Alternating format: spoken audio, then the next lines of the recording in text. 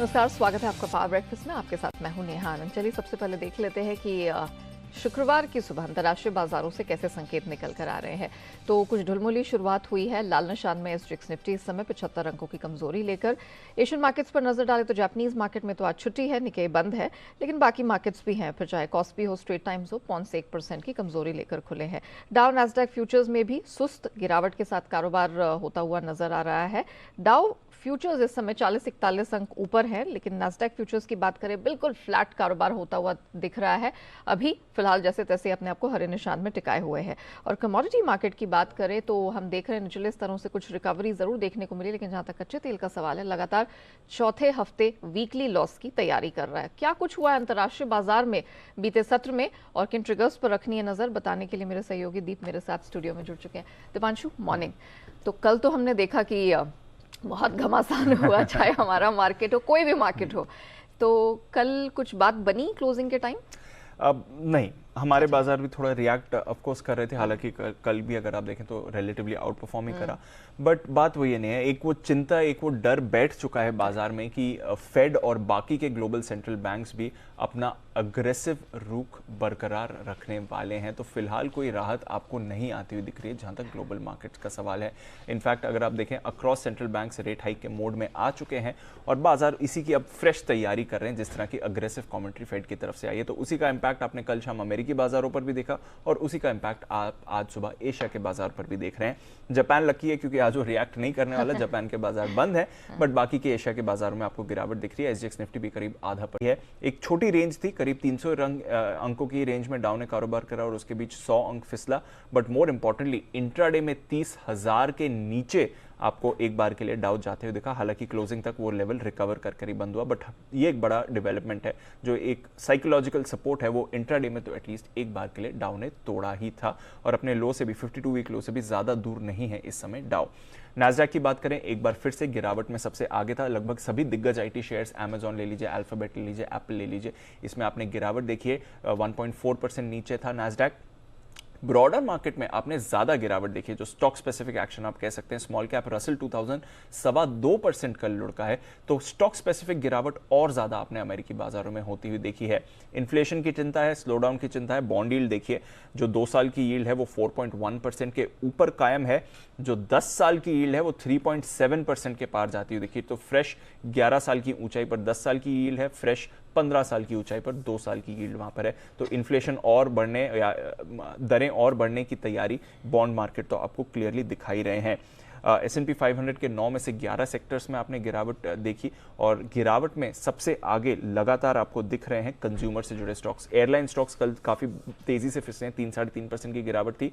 सभी consumer stocks में आप पिछले कुछ दिनों से गिरावट देख रहे हैं, क्योंकि ये जो रेट्स बढ़ रहे हैं उससे इकोनॉमी पर, कंजम्पशन पर जो असर हुआ, उस डर से आप देख रहे हैं कंजम्पशन स्टॉक्स में आपको वीकनेस दिख रही है। तो अक्रॉस मार्केट्स कमजोरी दिखी। फार्मा ने थोड़ा होल्ड आउट जरूर किया है, बट अदरवाइज यूएस मार्केट्स में कहीं कोई राहत बड़ी वाली तो दिख नहीं रही थी। यूरोप के बाजार भी फिसलते हुए दिखे, 1 से 2% की गिरावट यूरोप में भी थी। अच्छी बात है, कमोडिटी बाजार में उतना बड़ा एक्शन नहीं था, लगभग दायरे में ही अक्रॉस कमोडिटीज आपको दिख रही हैं। $90-91 के आसपास आपको पिछले कई दिनों से कच्चा तेल दिख रहा है, कोई परेशानी नहीं है।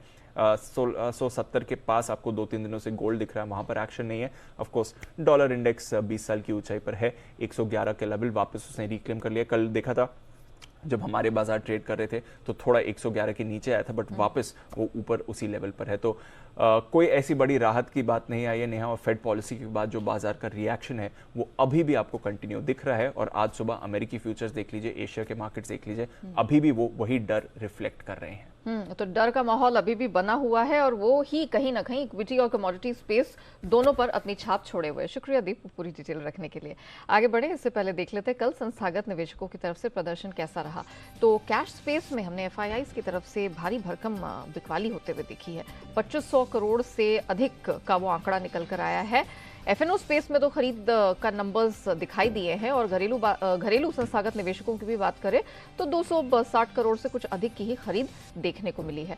तो अभी भी जो मौजूदा ग्लोबल संकेत हैं वो लाल निशान में है, कमजोरी की तरफ इशारा कर रहे हैं। ऐसे में हमारे मार्केट में आज आपको क्या रणनीति अपनानी है, इस पर बात करने के लिए जी बिजनेस के मैनेजिंग एडिटर अनिल सिंह भी हमारे साथ जुड़ चुके हैं।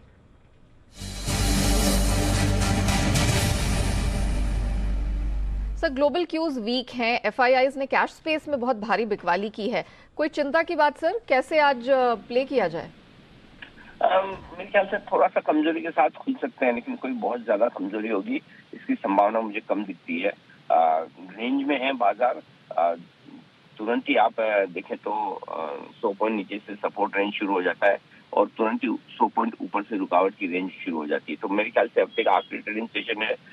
दो इवेंट आपके पीछे निकल गई है, एक तो फेड की मीटिंग और दूसरा जो हमारी वीकली एक्सपायरी थी वो भी खत्म हो चुकी है। इन दोनों के बाद आप आज अगर गैप से नीचे खुलते तो मुझे लगता है कि सपोर्ट रेंज में खरीदारी के मौके होंगे और ये सपोर्ट रेंज है 17,425, 17,525। इस रेंज में आने पर आपको करनी है खरीदारी। ऊपरी स्तरों पर 17,725, 17,825 हल्की फुल्की रुकावट की जगह और इसको पार करके निकले तो 17,875 से 925 तक जाने की कोशिश हो सकती है। कोई खास बड़ी चिंता की बात नहीं है। थोड़ा सा एफआई की बिकवाली बढ़ी है वापस, तो उस लिहाज से ऊपरी स्तरों पर प्रॉफिट बुकिंग आ सकती है। तो बहुत ज्यादा गैप से न खुले तो इंतजार करें और गैप से ज्यादा खुले तो फिर खरीदारी तुरंत करें। बैंक निफ्टी का जहां तक सवाल है, कल 40,650 के आसपास बैंक निफ्टी ने क्लोजिंग दी है। अब बैंक निफ्टी के लिए इमीडिएटली जो सपोर्ट निकल कर आता है वो आता है 40,200 से 40,375। आमतौर पर बैंक निफ्टी 2 दिन से ज्यादा कमजोर रहता नहीं, अंडर परफॉर्म करता नहीं, तो हो सकता है आज हल्का फुल्का दबाव थोड़ा और रहे भी तो मंदी से बैंक निफ्टी भी आपको बेहतर प्रदर्शन करता हुआ नजर आएगा। ऊपरी स्तरों पर 40,900, 41,150 ये हाई रेंज है जो आज या सोमवार के बीच में बैंक निफ्टी एक बार फिर से वहां जाने की कोशिश कर सकता है। तो शुरुआत में रणनीति यही रहनी चाहिए कि अगर बड़े गैप के साथ खुले तो खरीदारी का मौका आपके लिए बनेगा। दोनों ही निफ्टी और बैंक निफ्टी की सपोर्ट रेंज पर फोकस करें। Point taken sir, thank you so much हमारे दर्शकों को दिशा देने के लिए। तो जरा ओपनिंग पर नजर रखिएगा। क्लियरली सर यही कह रहे हैं, बड़े गैप से यहाँ पर खुले तो आपको यहाँ पर खरीद की रणनीति अपनानी चाहिए। निफ्टी पर 17,425, 525 सपोर्ट रेंज का काम करेगा। अपर बैंड 17,725 से 825 पे स्ट्रेच होता हुआ दिख रहा है। सिमिलरली बैंक निफ्टी 40,200 से 375 इस सपोर्ट रेंज पर रखिएगा नजर और अपर बैंड 40,900 से 41,150 पर स्ट्रेच होता हुआ दिख रहा है। आइए जान लेते हैं कि खबरों के दम पर किन स्टॉक्स और सेक्टर्स में रहेगा एक्शन। अरमान हमारे साथ स्टूडियोज में जुड़ चुके हैं। अरमान, गुड मॉर्निंग। हफ्ते का आखिरी कारोबारी दिन, जरा बताइए कौन से महत्वपूर्ण ट्रिगर्स हैं और खबरों के दम पर कहां एक्शन दिख रहा है? जी, सबसे पहले हरक्यूलिस हॉइस पर ध्यान रखिएगा क्योंकि जो बोर्ड मीटिंग में जो डीमर्जर है उसको अप्रूवल मिल सकता है। उसी के साथ साथ भारत वायर रॉप्स पर भी ध्यान रखिएगा क्योंकि जो बोर्ड मीटिंग में फंड रेजिंग प्रेफरेंशियल अलॉटमेंट के जरिए जो फंड है वहां पर बोर्ड मीटिंग है। जिंदाल स्टेनलेस पर ध्यान रखिएगा क्योंकि बोर्ड की बैठक में फंड जुटाने पर विचार किया जाएगा। भारत इलेक्ट्रॉनिक्स तो इनके 487.3 करोड़ जो बोनस शेयर्स से लिस्ट होते हुए दिखेंगे। HDFC लाइफ पर भी ध्यान रखिएगा क्योंकि 3.6 करोड़ जो प्रेफरेंशियल बेसिस पर इशू किए गए शेयर्स थे लिस्ट होते हुए दिखेंगे। आज नेशनल सिनेमा डे है और टिकट्स 75 के भाव पर मिलेगी। आज हमारे प्रधानमंत्री national conference of environmental ministries में है, वहां पर संबोधित करते हुए दिखेंगे। अश्वनी वैष्णव साहब भी जो हैं वो प्रेजेंटेशन देते हुए दिखेंगे ड्राफ्ट इंडियन टेलीकम्युनिकेशन बिल पर और संबोधित भी करेंगे लगभग 11:30 बजे।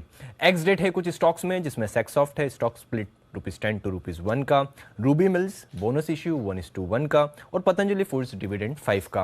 अब आ जाते हैं खबरों पर। खबर जो सबसे बड़ी खबर आती हुई दिखी है जो टाटा स्टील की सभी मेटल कंपनियों का जो एक ही कंपनी में विलय होता हुआ दिखेगा। आईटी स्टॉक्स पर भी ध्यान रखिएगा क्योंकि एक्सेंचर ने पेश किए जो चौथी तिमाही है जो अगस्त एंडिंग है वहां पर नतीजे पेश करते हुए दिखे हैं और जो उनके नतीजे आए हैं वो अनुमान के मुताबिक नतीजे आते हुए दिखे हैं। आय देखेंगे आप लगभग $15.4 बिलियन आती हुई दिखी है। अगर आप वाई आधार पर देखेंगे तो 15% बढ़कर आई है और अगर ऑपरेटिंग मार्जिन अगर आप देखेंगे तो 14.7% पर आते हुए दिखे हैं। महिंद्रा एंड महिंद्रा पर ध्यान रखिएगा क्योंकि M&M की ईवी को बढ़ावा देने के लिए लगभग बताया जा रहा है कि $50 करोड़ तक जो है कंपनी जुटाएगी और फंड जुटाने के लिए ग्लोबल ग्रीन फंड या प्राइवेट इक्विटी फर्म जैसे बातचीत की जा रही है। Mahindra and Mahindra financial services पर ध्यान रखिएगा क्योंकि आरबीआई की कंपनी पर एक सख्त निर्देश आता हुआ दिखा है। उन्होंने ये कहा है कि थर्ड पार्टी लोन रिकवरी का जो है वो कर रहे हैं वो तुरंत ही उन्हें बंद करना है अगले ऑर्डर तक। उसी के साथ साथ उन्होंने ये भी कहा है हालांकि कंपनी अपने एम्प्लॉइज के जरिए जो है लोन रिकवरी कर सकती है। हीरो मोटोकॉर्प पर ध्यान रखिएगा क्योंकि मोटरसाइकिल और स्कूटर की जो कीमतें हैं वो 1000 तक बढ़ी हैं और ये बढ़ी हुई कीमतें हैं 22 सितंबर से लागू ऑलरेडी हो चुकी हैं।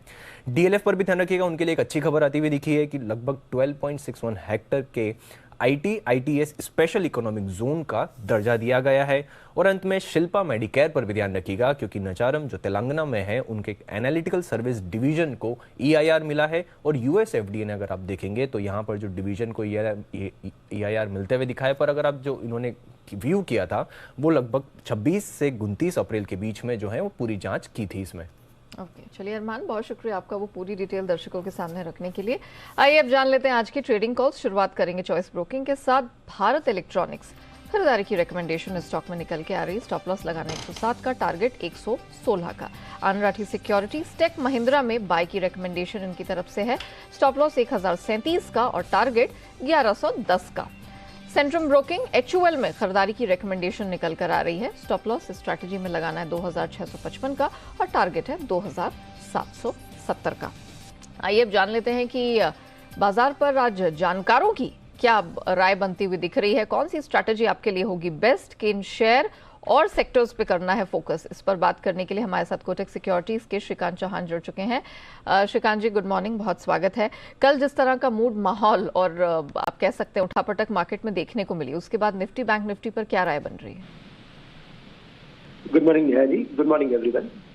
देखिए, लगता है कि मार्केट जो है वो एक ट्रेडिंग रेंज के अंदर आ गया है और जब तक 17,400 के लेवल्स को मार्केट डिसिसिवली नहीं तोड़ता तब तक हमें लगता है कि शायद 17,400 और 17,900 इसी रेंज में वो ट्रेड करते हुए नजर आएगा। चूंकि मार्केट में ऑलरेडी 2 या 3 दिन हो चुके हैं और मार्केट इन्हीं लेवल्स के करीब आके रिकवर होता है, तो हमें लगता है कि अगर आज वापस अगर मार्केट शायद 17,450 या 500 के रेंज के करीब आता है तो वहां पे एक लॉन्ग की पोजीशंस बनाई जा सकती है with a stop loss at 17,400। और अगर मार्केट में अगर ओपनिंग अगर ऊपर की तरफ रही तो हमें लगता है कि instead of taking call on index, कोई स्टॉक के ऊपर अगर व्यू लेते हैं या तो स्टॉक स्पेसिफिक व्यू के साथ अगर ट्रेडिंग करते हैं तो वो ज्यादा फायदेमंद होगा। और अगर सेक्टर स्पेसिफिक बात करें तो हमें लगता है कि ऑटोमोबाइल सेक्टर में और भी अच्छी तेजी बनेगी और मिड कैप IT कंपनीज के ऊपर फोकस करना काफी जरूरी है, वहां पे भी तेजी के मौके बन सकते हैं। Okay, now that you have mentioned कि स्टॉक स्पेसिफिक एक्शन पर फोकस करना है, तो आपकी बेस्ट पिक्स आज इस मार्केट में कहां से आ रही हैं? तो यहाँ पे हमें लगता है कि ग्रासी में एक अच्छा लग रहा है, जो एक अच्छे रिवर्सल फॉर्मेशन में आया है। स्टॉक ने लगातार हायर टॉप हायर बॉटम की सीरीज बनाई है। 1730-35 के करीब का क्लोज है, तो 1730-35 के रेंज में खरीदे। स्टॉप लॉस यहाँ पे रखे 1700 का और टारगेट्स रखे 1790 से लेकर 1800 के। और कुछ शॉर्ट के पोजीशंस भी बनाए जा सकते हैं क्योंकि इंडेक्स में थोड़ा वीकनेस है, यहाँ से 100-150 पॉइंट करेक्ट हो सकता है। तो उस पर्टिकुलर केस में HDFC लिमिटेड को शॉर्ट करके चले, जो 2410-15 के करीब ट्रेड कर रहा है। स्टॉप लॉस रखेंगे 2440 का और टारगेट्स हम यहाँ पे रखेंगे 2370, 2350। चलिए श्रीकांत जी, बहुत शुक्रिया आपका हमारे साथ जुड़ने के लिए, बताने के लिए कि ब्रॉडर मार्केट्स में कहां रखनी है नजर। Auto, mid cap IT sector पे फोकस करना है, एंड ऑफ कोर्स ग्रासिम में खरीद की रिकमेंडेशन है। HDFC फ्यूचर्स बेचकर चलने की सलाह निकल कर आ रही है। चलिए अब आपको बताते हैं कि कमोडिटी बाजार में आपको क्या रणनीति अपनानी है। और आज trading strategy trade bull securities के भाविक पटेल की तरफ से आई है। सोना अक्टूबर वायदा खरीद के चलने की सलाह है इनकी तरफ से। 49,950 के पास खरीद की रिकमेंडेशन है। 50,200 तक का अपसाइड टारगेट वो दे रहे हैं। कच्चे तेल में हालांकि सेल की रिकमेंडेशन है। जो एक्टिव अक्टूबर कॉन्ट्रैक्ट है बेच के चले 6,840 के पास, टारगेट 6,750 तक का दिख रहा है। और बेस मेटल्स में भी कॉपर में बिकवाली की रिकमेंडेशन है। सितंबर वायदा 654 के पास सेल करके चले, टारगेट नीचे 648 का है। चलिए अब बात करते हैं FIR की, और FII इन्वेस्टमेंट रिपोर्ट रखते हैं आपके सामने।